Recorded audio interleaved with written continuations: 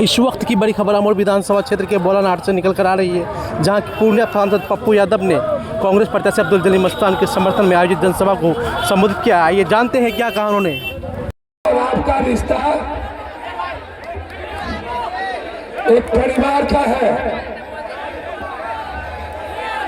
हम लोग एक ही खानदान है और एक ही खून है। पप्पू यादव और मुसलमानों के खून में, गरीब के खून में कोई अंतर नहीं है।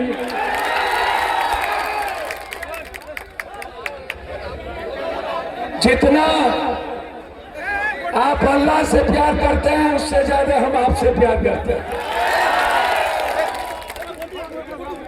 हम आपके लिए जीते हैं। जो मेरे बड़े बुजुर्ग हैं दूर में, जो माँ बहन है, जो मेरी बेटी की तरह है, अभी कई माँ खड़ी थी जिनका मैं पैर छुआ। बुजुर्ग माँ के तरह ही एकदम सीधा सादी, अच्छा लगा, सुकून मिलता है। तो सारे माँ बहन और जो मेरे बुजुर्ग हैं, जो सब दिन माँ बहन तो दुआ में हमें याद करती है, मुझे, मैं दिल से कहता हूँ और मैं जो बोलता हूँ वो बाहर भीतर दुनिया में भगवान झूठ हो सकता है, पप्पू यादव कभी झूठ नहीं हो सकता। हम मरना पसंद करेंगे, सिर्फ सच ही बोलेंगे। हम जब गरीबों के गांव जाते हैं, दलितों का, खास तौर पर जब मैं मुसलमानों का गांव, बचपन से छोटा सा मैं पैदा लिया अपने माँ के कोख से, लेकिन मेरी परवरिश और हमको पाया गया मुसलमानों के घर में। हम सीमांचल, ये मेरा परिवार है। सीमांचल में अत्यंत पिछड़ी जाति, दलित, मुसलमान, ये जो लोग हैं ये मोहब्बत से जीते हैं। जब भी मैं गांव जाता हूं, भैया भैया चुप रहिए, चुप। जब भी मैं गांव जाता हूं तो सबसे ज्यादा हमको रात के 2 बजे तक कौन जगता है पता है? हमारी माँ बेटी जगी रहती है कि हम पप्पू को देखेंगे और उसको दुआ देंगे। हम आज जो दुनिया हमको पहचानती है, आज जो दुनिया जानती है, आज जो हमें लड़ने की, मरने की हिम्मत है, आज जो इंसानियत के लिए दुनिया को चैलेंज करने की हिम्मत है, वो देश या तो मुसलमानों का है या तो गरीबों का, किसी और का नहीं है। मुसलमान नहीं होता तो पप्पू यादव की राजनीति बहुत पहले ये लोग खत्म कर दी। हमें आपने जिंदा रखा है। जब भी मैं संकट में रहा हूं तो सीमांचल और कोसी के मुसलमान भाइयों ने, गरीबों ने, दलितों ने, अत्यंत पिछड़ी जाति ने सिर्फ हमको जिंदा रखा। जो बुजुर्ग मेरे साथ बचपन से चले, जलील भाई ये हमारे गार्जियन के तरह रहे, बहुत ज्यादा प्यार करते रहे हमसे जलील भाई। ये इंसान नहीं, ये फरिश्ता है जो सबसे मोहब्बत करता है। ये एक गमछी पर बैठ के आपके लिए लड़ा है। मैंने इन्हें मंत्री बनते देखा, मैंने इन्हें 4 बार आपकी खिदमत करते देखा। मुझे नहीं पता क्यों ऐसे फरिश्ते को बहरूपियों के झूठी फुसली बातों में आप अपनों से दूर कैसे करते? जो सोचता है आपके लोग।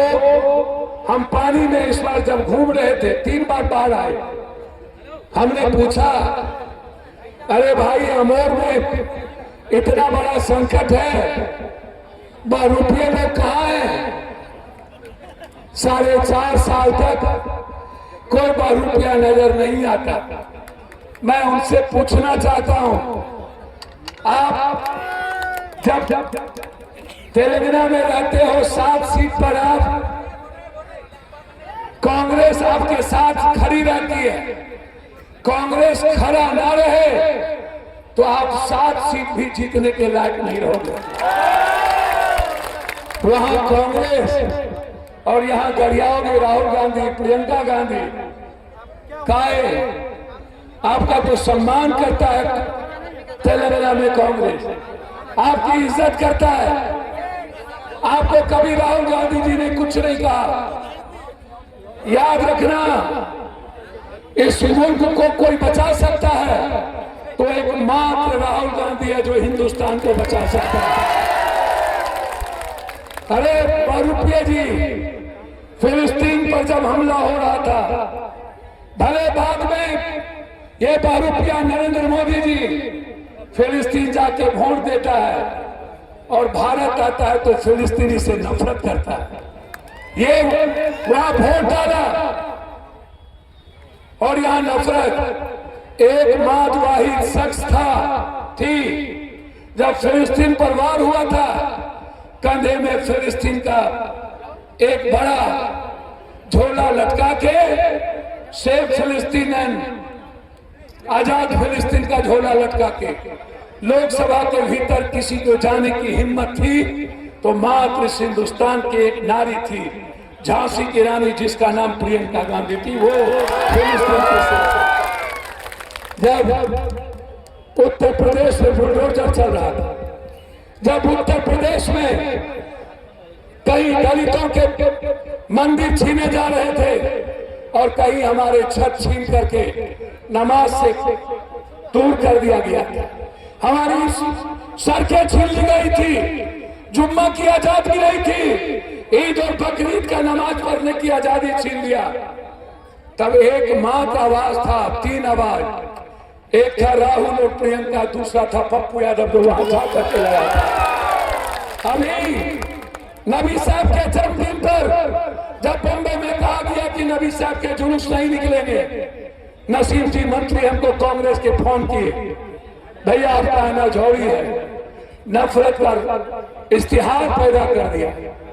हम गए यहां से, सारे बिहारी को बुलाए, यूपी के लोगों को, सब हिंदू भाई को, हमने कहा जुलूस में चल रहा है 10 किलोमीटर। मैंने चैलेंज किया, पप्पू यादव के रहते यानी नबी के साहब के इस जुलूस में आज भी आई तो पप्पू यादव या तो जिंदा रहेगा या तो तुम जिंदा रहोगे। कौन लड़ता है? या हमारे युवा साथी है, या मेरे वालिद साहब है, सारे बुजुर्ग हैं जिनके परवरिश में पप्पू बढ़ा है, सभी क्रांतिवीर कर्मी रहे यहाँ।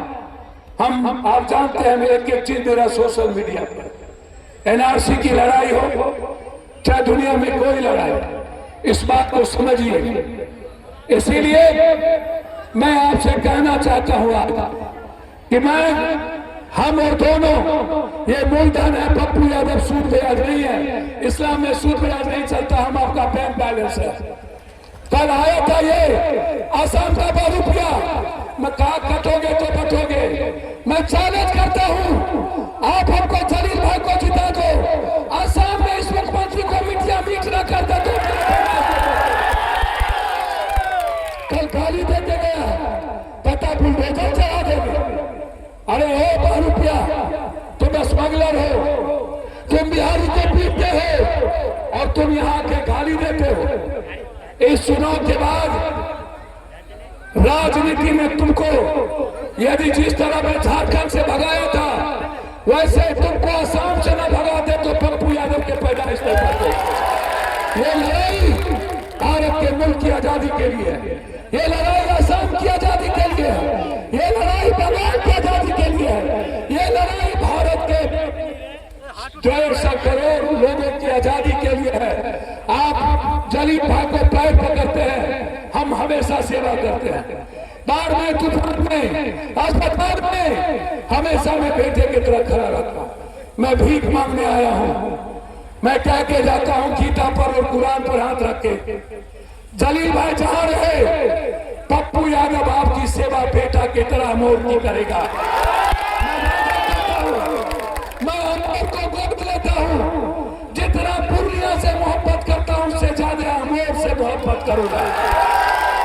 अमर का हर घर, इस इलाके का हर घर मेरा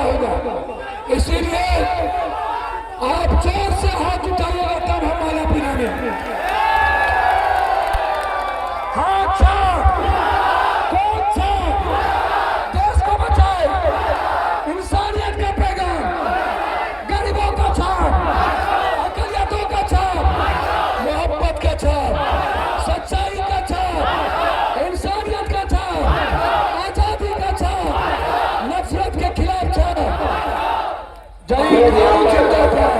हाजी अली कप्तान साहब की आवाज में आपके सामने आ रहा है। और आज मैं तो इतना कहना चाहता हूं कि बाबू यादव ने सारे बात को सामने रखी। अब चलिए भाई को हमारे सामने ज्यादा ज्यादा देखते हुए कोई के दिखा देंगे यही पहले मास्टर मुजाहिद है, मेरे दिल के टुकड़े हैं। दूर से मैं पाए हाथ जोड़ता हूँ मास्टर मुजाहिद के लिए और प्रोफेसर मुस्तफीर के लिए। हाथ उठाइए जोर से। मास्टर मुजाहिद जिंदाबाद, मास्टर मुजाहिद भाई जिंदाबाद। मेरा मास्टर मुजाहिद पर खतरा है। आप सब लोग सोशल मीडिया पर कहना, यदि बिहार बचाना है तो किशनगंज से आजादी करो, बिहार बच जाएगा। इस बार रुपये को सीमांचल से आने मत दो, ये नफरत का तस्लीम है और हमारे उन बारूपियों का नफरत का साथ देता है, इसलिए उसको कभी मत उस पर भरोसा करना। यदि आप इस्लाम को मानते हो तो इस काफूर को कभी मत मानना। मैं फिर से कहता हूँ, मैंने इसकी बारूपियागिरी को देखा है, ये झूठ बोलता है बहुत। इन्हें भारत से मोहब्बत नहीं है, इन्हें संविधान से मोहब्बत नहीं है, इन्हें मुसलमान से, इस्लाम से मोहब्बत नहीं है। ये सिर्फ बात करता है, इसीलिए आपसे पास आया। मैं अपने सीमांचल में 4.5 साल आपका ये बेटा रहेगा, 4.5 साल आपके लिए जीता हूँ, 4.5 साल नफरत के खिलाफ लड़ता हूँ, इसीलिए मैं आपके पास आया और कुछ नहीं। भरोसा हो तो हाथ को आशीर्वाद दीजिए। उधर मुजाहिद भाई, इधर अपना जिगर का टुकड़ा, मैं पैर छू के आशीर्वाद।